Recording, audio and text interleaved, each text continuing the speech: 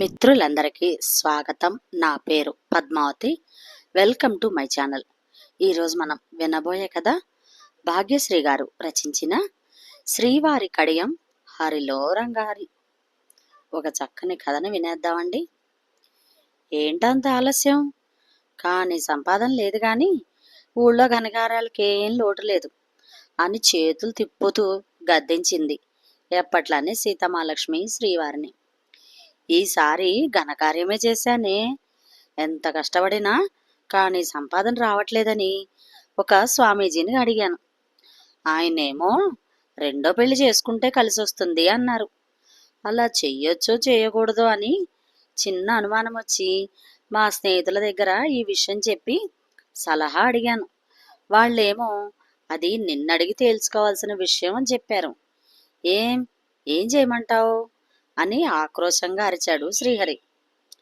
ఆ అరుపు మేకసింహాన్ని మిమిక్రీ చేసినట్టున్నది. ఏం మతిగానే పోయిందా? ఏమిటా మాటలు? హవ్వ! నలుగురు వింటే జబర్దస్త్ స్క్రిప్టు రిహార్సల్స్ జరుగుతున్నాయనుకొని మన కొంప మీదకు వచ్చి పడతారు. కాస్త కంపు నోరు ముయ్యండి, కాస్త ఎగతాళి చేసింది సీతామహాలక్ష్మి. ఏం నేను వేసే వేషాలే వాడిలా కనిపిస్తున్నానా? నిజంగానే నీతో ఏమీ కలిసి రావడం లేదు, కానీ సంపాదన లేదు. నేను నిర్ణయం తీసేసుకున్నా. సింహం గట్టిగా గాండ్రించింది. ఏంటిది? ఎప్పుడూ లేనిది ఇలా అరుస్తున్నారు? అసలు నా మీద అరిచేటంత ధైర్యం ఎక్కడి నుంచి వచ్చింది దీనికి? ఇంకా ఈ విషయాన్ని సాగదీస్తే నా కొంపే మునిగేటట్టుంది అని మనసులోనే అనుకొని సరాసరి కూతవేటి దూరంలో ఉన్న పుట్టింటికి వెళ్ళి విషయాన్ని వివరంగా, విపులంగా, విచారంగా, నిదానంగా అమ్మ చెవిలో వేసింది సీతమాలక్ష్మి. అందుకే అమ్మాయి చెప్పేది, ఎప్పుడూ అరవద్దు, అప్పుడప్పుడైనా ప్రేమగా ఉండమంటే విన్నావు కాదు. ఇప్పుడు చూడు, అసలుకే ఎసరొచ్చి పడింది. ఇంతకీ ఆ సాములోరెవరో తెలుసా అని సంశయించింది వాళ్ళమ్మ. ఆ తెలుసమ్మా అంది సీతమాలక్ష్మి. మరింకేం, పోదాం పద వాడి సంగతి అంటూ దీర్ఘాలు తీయిస్తూ చీర కొంగు దోపి బయలుదేరారు తల్లి కూతుళ్ళిద్దరూ. సాములోరు, ఇదేమైనా పద్ధతా? ఇలా కాపురాల్లో చిచ్చు పెట్టొచ్చా? రెండో పెళ్లి చేసుకుంటే కలిసి వస్తుందని మా అల్లుడితో చెప్తావా?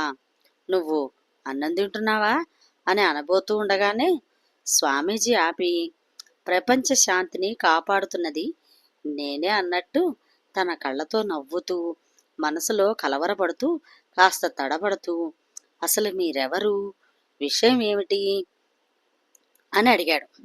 సీతామహాలక్ష్మి అమ్మగారు ఆశాంతం అభినయిస్తూ విషయాన్ని చెప్పి, నువ్వు కాదు ఈ పాపం మూటగట్టుకుంది అని నిలదీసింది. నేను కాదు తల్లి, నేను కాదు. అలాంటివి నేనెప్పుడూ చెప్పను. అలాంటి పాపాలే చేసుంటే ఈ పాటికి నన్నెక్కడి నుంచి తరిమేయరా మీలాంటి పతివ్రతలు అన్నారు స్వామీజీ శాంతి స్వరూపంతో. మీరే అన్నారన్నాడుగా మా అల్లుడు అని అడిగింది అనుమానంగా. మీరేమనుకోకుండా నా మాట వింటాను అంటే ఒక మాట చెప్తాను, వింటారా అని స్వామీజీ వాళ్ళిద్దరి మొహాల వైపు తీక్షణంగా చూస్తూ అడిగాడు స్వామీజీ. తల్లి కూతుళ్ళిద్దరూ బళ్ళో పిల్లల్లా రెండు చేతులు కట్టుకొని ఊ అన్నట్టుగా బుర్రలూపారు. అది మీ ఆయన ఆలోచన అనుకుంటానమ్మా, నన్ను అడ్డుపెట్టి అలా చెప్పుంటాడు అని చాలా విచారంగా మొహం పెట్టాడు స్వామీజీ. అంతేనంటారా స్వామి? మరి దీనికి పరిష్కారం ఏదైనా ఉందంటారా అని చాలా బాధగా అడిగింది సీతామహాలక్ష్మి. పరిష్కారం అంటే మీరు చేయగలరో లేదో అని ఆగిపోయాడు స్వామీజీ. చెప్పండి స్వామీజీ, చేస్తాం అని తల్లి కూతుళ్ళిద్దరూ ప్రజెంట్ చేశారు. అన్నం తెల్లట్టుగా ఉన్నారు. ఆ చేతులు రెండు బంగారు గాజులు తీసి వాటిని తీసి బంగారు కడియంగా మార్చాలి అని చెప్పాడు స్వామీజీ. స్వామీజీ చెప్తున్నప్పుడు సీతామహాలక్ష్మి వాళ్ళ అమ్మ మనసులో, ఆరి దొంగ స్వామి, మా అమ్మాయి గాజుల మీద పడింది నీ కన్ను, దాని చేతులకి డజన్ గాజులుంటే రెండింటి మీదే పడింది ఎందుకో అని అనుకుంది. అంతలో స్వామీజీ, ఏమిటమ్మా ఆలోచిస్తున్నారు, ఆ కడియాన్ని అని అంటూ ఉండగా, మీకు సమర్పించాలి అంతేగా అని చేతులు ఊపుతూ మూతి తిప్పింది సీతామహాలక్ష్మి వాళ్ళమ్మ. కాదమ్మా, నేను ఒక మంత్రం చెప్తాను, అది మనసులో అనుకొని మీ అమ్మాయి వాళ్ళ ఆయనకి సమర్పించాలి అని నవ్వుతూ చెప్పాడు స్వామీజీ. అలా చేస్తే మార్పు వస్తుందంటారా అని ప్రశ్నించింది సీతామహాలక్ష్మి అమాయకంగా. ఎప్పుడు మీ ఆయనతో నవ్వుతూ మాట్లాడాలి, ఆయన్ని విసిగించడం తగ్గించాలి, కాస్త ప్రేమగా ఉండాలి అని ప్రశాంతంగా వివరించారు స్వామీజీ. అలా ఎన్ని రోజులుండాలి అని ధర్మ సందేహం అడిగినట్టుగా అడిగింది సీతామహాలక్ష్మి.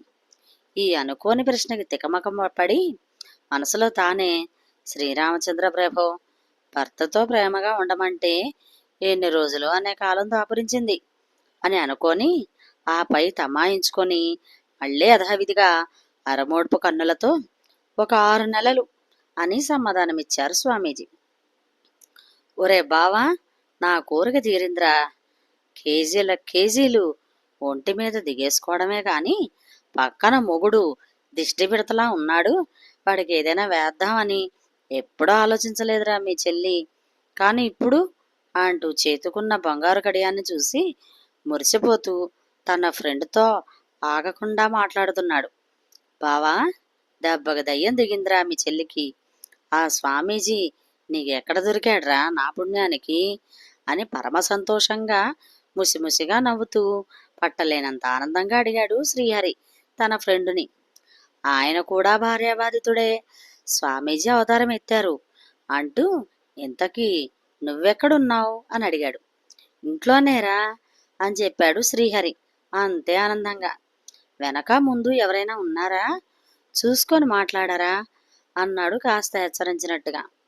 ముందు ఎవరూ లేరు, వెనక అని చూసేలోపే 5 బంగారు గాజులున్న 2 చేతుల తన భుజాల మీద ఉండటం గమనించిన శ్రీహరి శ్రీహరి ఆ తెలియక అడుగుతున్నా, తర్వాత ఏమై ఉంటుందంటారు?